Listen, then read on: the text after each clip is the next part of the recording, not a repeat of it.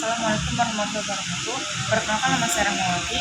Saya akan membahas esai yang sudah saya buat yang berjudul Kepemimpinan Transformasional dalam Operasi, Peran Strategis Pemimpin dalam Membangun Budaya Layan yang mengintegrasikan kualitas, persediaan, dan pemberdayaan sumber daya manusia. Dalam lanskap industri modern ditandai dengan volatilitas, ketidakpastian, kompleksitas, dan ambiguitas, organisasi dituntut untuk tidak hanya efisien, tetapi juga tangkas, adaptif, dan berorientasi pada nilai pelanggan tertinggi. Filosofi Lean Manufacturing telah lama diakui sebagai paradigma operasional yang mampu menjawab tantangan tersebut. Namun, implementasi Lean yang sejati dan berkelanjutan seringkali terhambat oleh pendekatan yang mekanistik dan parsial, di mana elemen-elemen kualitas, persediaan, dan sumber daya manusia dikelola secara terpisah tanpa visi yang menyatu. Pernyataan masalah yang kritis adalah adanya kesenjangan antara teori Lean yang ideal dengan praktik di lapangan. Banyak perusahaan gagal mencapai transformasi budaya karena hanya memfokuskan pada aspek teknis, persediaan, dan kualitas tanpa memperhatikan pilar manusia yang menjadi penggeraknya. Inisiatif Lean sering menjadi proyek sesaat, resistensi internal yang tinggi, dan peningkatan yang dicapai tidak lestari. Dari kisah ini adalah bahwa keberhasilan membangun budaya Lean yang terintegrasi sangat bergantung pada kehadiran kepemimpinan transformasional di tingkat strategis. Pemimpin transformasional dengan kemampuan mereka untuk menginspirasi dan memberdayakan individu merupakan katalis yang mampu mentransformasi Lean dari sekedar toolbox menjadi DNA organisasi. Definisi kepemimpinan transformasional menurut James McGregor Burns mendefinisikan kepemimpinan transformasional sebagai proses di mana pemimpin dan pengikut saling menaikkan diri ke tingkat moralitas dan motivasi yang lebih tinggi. Dalam konteks operasi, ini diterjemahkan menjadi kemampuan pemimpin untuk menciptakan visi bersama, merangsang pemikiran intelektual, memberikan perhatian dan pembinaan individu, serta menjadi teladan. Oke, kita masuk ke pembahasan. Yang pertama, kepemimpinan transformasional sebagai perekat integrasi kualitas dan persediaan.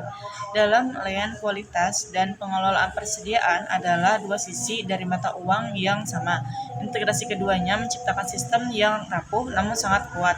Pemimpin transformasional menggunakan stimulasi intelektual dengan mengajukan pertanyaan mendasar tentang hubungan antara persediaan dan kualitas, serta menciptakan visi bahwa kualitas terbaik adalah fondasi untuk aliran tercepat. Yang kedua, kepemimpinan transformasional dan pemberdayaan sumber daya manusia sebagai fondasi kualitas. Prinsip respect for people dan Jidoka memiliki hubungan simbiosis. Pemberdayaan bukan sekedar delegasi tugas, melainkan menciptakan lingkungan di mana setiap individu merasa aman secara psikologis untuk mengungkapkan masalah. Pemimpin transformasional mempraktikkan pertimbangan individu untuk membangun fondasi ini, bertindak sebagai pelatih yang mendengarkan dan mengembangkan keterampilan karyawan.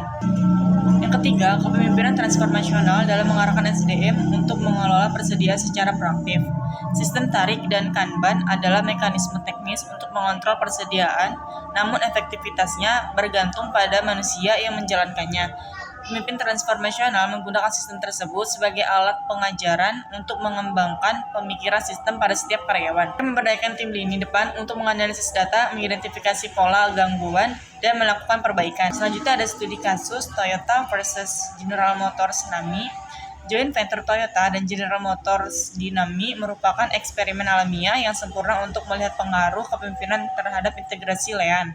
Kepemimpinan Toyota Dinami menerapkan prinsip transformasional secara konsisten, menghormati pekerja, melatih semua karyawan, dan memberdayakan setiap pekerja untuk menarik Andon Ford. Hasilnya, pabrik tersebut mencapai tingkat kualitas dan produktivitas tertinggi di Amerika Utara. Sebaliknya, GM gagal menerapkan Lean karena memandangnya hanya sebagai sekumpulan alat teknis tanpa mengubah gaya kepemimpinan.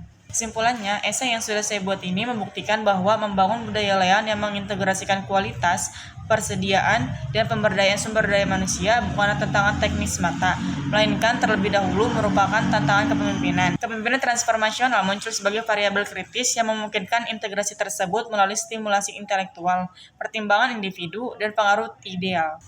Implikasi dari tesis ini sangat dalam bagi dunia bisnis dan akademisi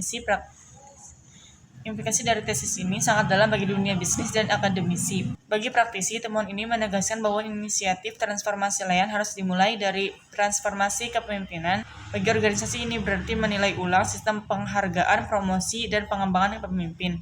Bagi akademisi, penelitian lebih lanjut diperlukan untuk mengidentifikasi praktik spesifik pemimpin transformasional. pada akhirnya, Lions yang sejati adalah perjalanan tanpa akhir menuju kesempurnaan. Hanya kepemimpinan yang mampu mentransformasi hati dan pikiran manusia yang dapat menggerakkan organisasi dalam perjalanan tersebut dengan memadukan efisiensi material, keunggulan hasil, dan kebijaksanaan kolektif menjadi satu kesatuan yang harmonis dan kompetitif. Sekian presentasi dari saya, kurang lebihnya mohon maaf. Wassalamualaikum warahmatullahi wabarakatuh.